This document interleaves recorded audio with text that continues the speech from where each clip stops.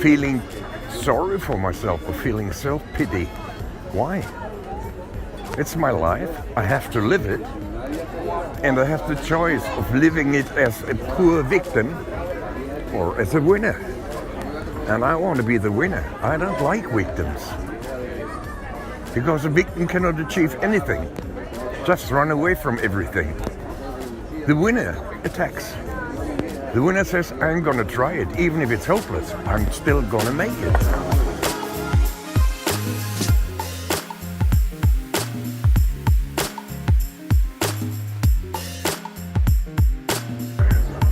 When you're doing it often, then it is obviously an OCD, an obsessive compulsive behavior or disorder even. And that makes it tremendously dangerous because you're not capable of doing many other things than just poor little me. There will always be reasons in life to have this feeling of nobody loves me, nobody helps me, nobody does this, nobody does that. And so in a way like, wow, you said something about you don't have that, you just go on. That's wrong, Chris. I have it too at times. But then I push it away. I give myself different goals. Like this morning I had a terrible night because of the diabetes, the feet are swollen and bleeding and so on. And I knew I wasn't able to drive here. And so to me it was, oh God, poor little me.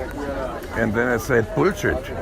Poor my patients, because those they have been expecting me. They are expecting the treatment, and I said I'm gonna go there. Finished, no discussion.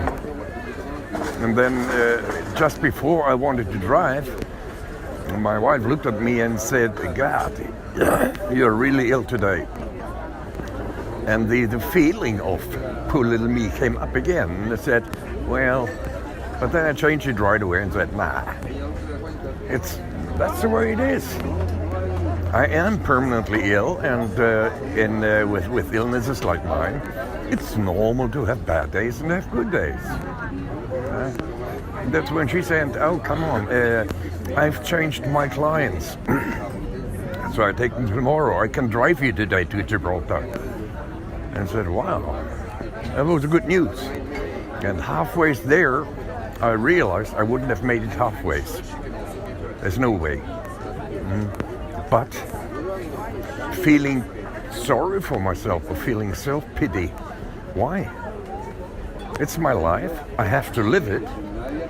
And I have the choice of living it as a poor victim or as a winner. And I want to be the winner. I don't like victims. Because a victim cannot achieve anything. Just run away from everything. The winner attacks. The winner says, I'm gonna try it. Even if it's hopeless, I'm still gonna make it. And I think that's what people often forget. It's very often you can hear it and see it when you hear people talking together, how they're talking about, oh, I have this illness and that illness and that illness and that illness. And I think, oh God, can't you stop with that? And I know how to stop them. When they say, I have diabetes, very bad, then I say, how high is your sugar? Oh, it's over 200. Then I tell them, look, take it easy. I have normally 700-800. And there's nothing happening to me yet. What? After that, they won't mention diabetes again. So they find something else and probably have had it too. So it's nothing to talk about. But it's like when you see people talking together, they talk very often illnesses. Why? I mean, if I have an illness and I tell you, what does it help? You can't help me with it. When most doctors can't help, what should it help? The only thing I want from you in this moment is pity. And if there's something I hate, it's pity.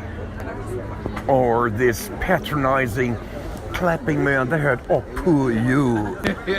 That's when I feel like, what if I just... Yeah, I don't do it, of course, but that's the feeling you get. It depends on how you want to live. And is that the feeling most people get? You know, they say like people don't really care. So when you're telling someone, "Oh, I feel really bad," it's unattractive, isn't it? Sort of. It's very unattractive because that is what we call negative contact. And negative contact is never good. Because if I tell you every time how ill I am, then the next time you're supposed to see me, you think, "Oh no, I have to listen to that shit again." And you do that the same with everybody who is like that. And I want you to say, "Oh, it's good to see Frank." Not, "Oh shit, I have to listen again." And that is with everybody the same. But there are people who put it into a rhythm, into a system, like they already have been thinking before they left home on what they were going to say. Yeah. Oh, I'm going to meet this lady and she's going to ask me that and I'm going to tell her yet that. And then I know already how she's thinking, poor him, and so on and so on. What a bullshit. That's what I say. It's so ridiculous. And I don't want to live my life being ridiculous. I hate that. And so that's sort of, well, that is what motivates, is that mindset. How easy is it though, once that self-pity has started, it's very easy for it to, because you want it to happen. When you do it every single time, then it just becomes a normal routine. And with normal routine, you have no problems in bringing it out and to living according to it. It's like I decide I go to Gibraltar, meaning I take my crutches, go out to the car, put my things into the car, sit down and start driving. There's not more to think about or talk about or anything. So it's the thinking aspect of this that messes people up. Of course it is. And also looking for excuses.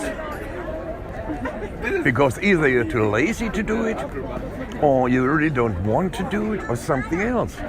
And that results in you looking for an excuse. Oh God, you look sick today. Oh, thank you for this excuse. Yeah, I'm feeling really bad, and I thought about going to bed again. And then hoping for the other one to say, "Come on, I help you into the bed." I would feel like laughing my head off. Would you say it's a form of manipulation? Of course it is. And that's why it's such a toxic mindset to have. But you have to have this mindset that you want to be manipulated. You don't want to be in a different way. You just want to be manipulated so you don't have to do what you should do. Basically giving the responsibility and the pressure, or trying to give it to someone else. Yeah. I mean, I'm 72. I could blame on, I'm an old man. But I am not. Of course. Age is crawling up and I have to think about an early retirement within 20 years or something. But besides of that, you can use it as an excuse. Yeah, today I'm feeling very old. So I better stay at home. But it's also that you are very often treated as if you were old. It's like people coming and saying, "You look very young," which is the worst bullshit. I know I don't look young. I know my age and I know that I look like that. I'm proud of my hair, that they're still growing when I'm 72, almost 73. What the hell? It's what you make out of life. It's not your age. That's what those African ladies always say when they're 18, 19 and want to get somebody of 75. Oh, age is just a number. But an irritating number when it comes to having something together with somebody who could be more your granddaughter. Yeah. So it's very simple. You are aware of your age. Then it's the question: what are you going to do? Are you going to behave according to your age, or are you going to behave the way you always did? Because that's what we do. We look very often. We look in the mirror. And what do we see there? An old face. And then we start imagining how this old face man behaves. What is proper for him to do? And then we copy it, which is totally stupid. What about in the sense of, is it the same pity, almost the same as pain, in the sense that when you focus on it, it gets worse? It used to do that, not anymore.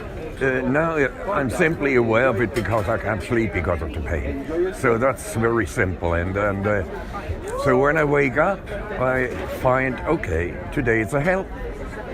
And it's going to be tough. And the next thought is always, but I'm going to make it.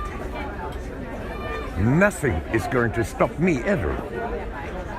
And that is something when I have management training, when I have this life consultancy for managers, for companies and so on. That is what I have to tell those people. Tell them, live your life the way you expect it from somebody who is in charge over you. So when you're standing there and there's this boss coming in, maybe he's older than you, and he crawls in almost with crutches or with anything, and then sits down and looks miserable and says, okay, what can I do to do? Run away. You want to be meeting somebody who is full of energy. He sits down and say, hi, good to see you. How are you doing? Everything all right? And they ask you, yes, fine. And you? Okay, you see it? I'm not lying down. Can joke about it. And then you show your energy by having been going through all the things you want to talk to this person or those people, yeah, and bring it to the point, not struggling around with which shows that you start having a dement brain, which you shouldn't have when you're a boss. It's just simply being in control. I was at hospital yesterday and they asked me, how do you manage? And I said, as long as I can roll around, talk to people, see my patients, feel normal, even with pain, doesn't matter. But I do not want to be dependent. Anyone else? Nobody should ever make me feel dependent. So when I called you and say, I'm here now, can you roll me? I had already been halfway. Yeah? Even so it was bloody tough, but I made it and I was proud of it. I'm always proud of every achievement, even if it's just a meter. And that is what you have to do. And your plannings, everything you're trying to achieve, do it with a smile. Okay, you've pain, so what the hell? Tell me something new. So you have other difficulties. Everybody has them. But you have a job to do. And you have to focus on this job. And when you're focusing on the job, it has to come out precisely. So you make it totally clear where you're standing, what you want to do. Well, you see, when somebody comes with anxiety or with depression or something, I would never say, pull yourself together. No. Because that is bullshit.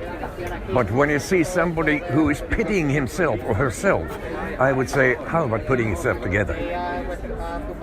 Is that what you would like to see in my face? What you are demonstrating right now?